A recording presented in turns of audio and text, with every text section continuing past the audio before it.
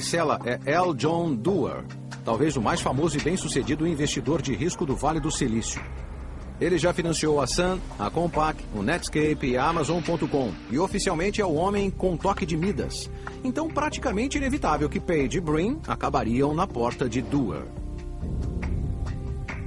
Eles estavam tão convencidos de que a busca era uma coisa tão grande, tão importante, que ia crescer tanto que eu perguntei até onde.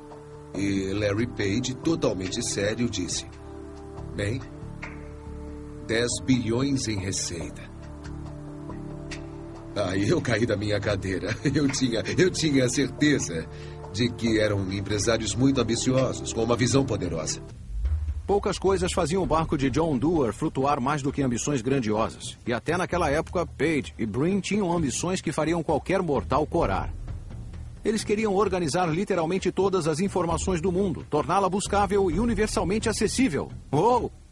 No início de 1999, recebi um telefonema de John Doerr, que queria que eu fosse até seu escritório, que tinha uma coisa para me mostrar. Não fazia ideia do que ele estava falando, mas quando John Doerr chama, a gente atende. Doerr me sentou atrás de sua mesa e me disse que havia feito um investimento em uma empresa iniciante. Uma ferramenta de busca, imagine. Então ele se virou para o computador, abriu o navegador e me mostrou um site que eu não conhecia, o Google.com. A diferença era surpreendente, assim como a simplicidade radical do Google, e os resultados eram incrivelmente precisos. Eu me virei para Doerr e disse: uau, isso é impressionante. Mas não tem publicidade no site, nem mais nada. Como é que isso vai dar dinheiro? E Doerr respondeu: esses caras estão solucionando o problema mais difícil da internet. E se não descobrirmos como ganhar dinheiro com isso, precisamos sair desse ramo. Mas descobrir como a Google se tornaria lucrativa provou não ser nada fácil. E à medida que os dias que passavam e viravam meses, sem um plano empresarial, os investidores foram ficando cada vez mais inseguros.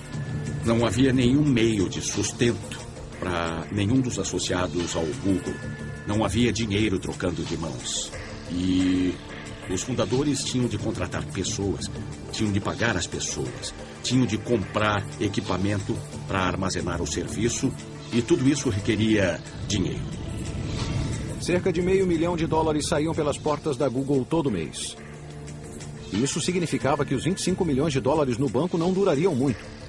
A solução óbvia era seguir os passos da Yahoo e da Excite e pôr banners de anúncios no site. Mas em uma de suas decisões mais corajosas e mais visionárias, Page e Brin se recusaram a seguir o caminho mais fácil. Eles simplesmente não conseguiam suportar a ideia do Google se tornar apenas mais um portal apinhado. Eles queriam garantir que as pessoas tivessem uma experiência incrível, mas também com anúncios que fizessem sentido para as pessoas. Page e Brin não eram contra a publicidade em si. Eles só queriam que fosse de uma maneira mais fácil e webificada. Mas eles não conseguiam pensar qual seria essa forma. Mas o tempo e o dinheiro estavam acabando, então na ação mais controversa da vida de sua jovem empresa, eles encontraram a solução para o seu problema de uma maneira típica do Vale do Silício. Eles a copiaram de outra pessoa. E essa outra pessoa era este homem, Bill Gross. Baseado em Los Angeles, Gross não tinha nenhuma ligação com a Google. Ele administrava uma empresa pequena chamada Ideal Lab, uma espécie de incubadora de ideias inovadoras e as empresas iniciantes que as criam. Foi Gross quem descobriu a charada da publicidade na internet e, de certa maneira, garantiu a salvação para a Google. Eu passo a vida olhando problemas que vejo e procurando maneiras de solucioná-los, quer sejam problemas rotineiros como trânsito, ou problemas de saúde, ou problemas de tecnologia. Mas eu sempre gosto de olhar para tudo e dizer como poderia ser melhor. No decorrer de sua carreira, Gross já tentou a mão em tudo, desde robôs a painéis solares. Mas no final da década de 90, a sua obsessão era a propaganda na web. Quando vi esse problema em particular, nessa empresa, enquanto as nossas empresas procuravam meios para anunciar de maneira mais eficaz, eu estava dizendo a mim mesmo como fazer isso melhor. O que é de errado com a maneira como estamos comprando a publicidade? Como gostaríamos que fosse? Olhando para trás, a ideia de Gross, assim como a contagem de Page dos links, era brilhantemente simples.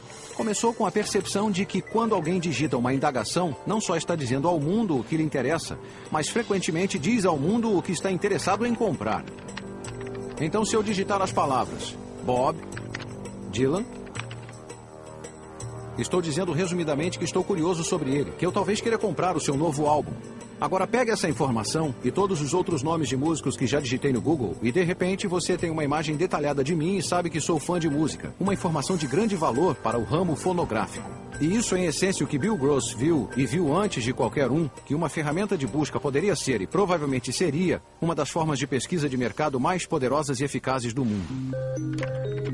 No jargão do ramo, os termos que você digita numa ferramenta de busca são chamadas palavras-chave, e Gross se deu conta de que poderiam valer uma fortuna. As palavras-chave são o futuro do setor. As palavras-chave são tão valiosas porque quando uma pessoa digita uma palavra-chave em uma ferramenta de busca, ela dá a você uma janela enorme sobre sua intenção naquele momento. E se você consegue fazê-la digitar várias palavras, isso não tem preço. Gross acreditava que podia vender palavras-chave aos anunciantes. A BMW, por exemplo, pagaria um bom dinheiro para garantir que cada vez que alguém digitasse a palavra carro em uma ferramenta de busca, um link para um site da BMW apareceria no topo dos resultados da busca. Mas até mesmo entre o pessoal da Gross, a ideia de pagar por isso parecia crassa, censurável.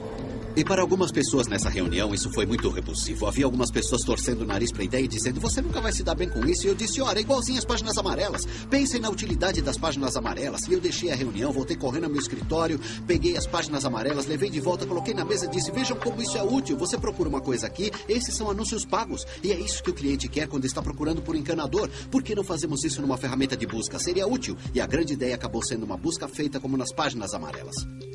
Gross finalmente persuadiu os céticos em sua empresa e em 1998 ele lançou um site baseado em palavras-chave e links patrocinados que acabou sendo conhecido como Overture. Foi um sucesso instantâneo. O diretor da empresa veio até mim e disse, estamos lidando com bilhões de microtransações. Somos maiores do que a companhia telefônica, até mesmo na quantidade de transações com que estamos lidando. E então me dei conta, isso é mesmo uma coisa grande. O que Gross não sabia era que no Vale do Silício ele estava sendo observado e que a Google acabaria vendo a ideia dele como a solução de seu dilema de projeto empresarial. Larry e Sergey aconteceram num site pequeno, o Overture, que estava crescendo bem com listagens patrocinadas. E acho que Larry em particular sentia que isso oferecia um mapa para um ramo em que o Google poderia entrar.